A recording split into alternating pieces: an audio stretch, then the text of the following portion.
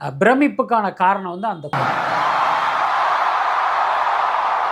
மக்களை சம்பாதிச்சிருக்கிற ஒரு மனுஷன் அது எதுவுமே வேணான்னு அப்படி ஜஸ்ட் லைக் தட்டு தூக்கி போட்டுட்டு போகிறன்னு ஏன் முடிவை எடுத்தார்.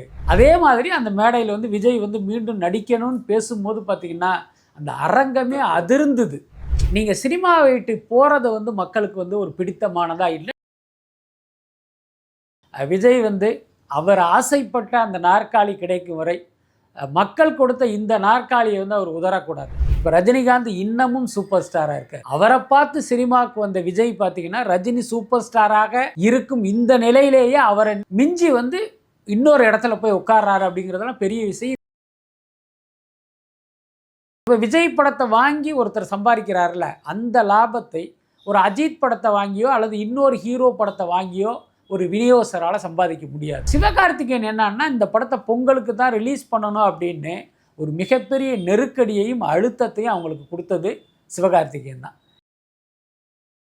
தனக்கு வந்து ஒரு பெரிய மைலேஜை கொடுத்த விஜயை தோற்கடிக்கணும்னு சிவகார்த்திகேயன் நினைச்சாரு. அதைத்தான் நம்ம தப்புன்னு விமர்சனம் பண்ணுறோம். 14ஆம் தேதி படத்தை 10ஆம் தேதிக்கு ப்ரீபோன் பண்ணுறாங்க. அப்போ என்ன அர்த்தம்? ஜனநாயகனை டிஸ்டர்ப் பண்ணணுங்கிறது தானே.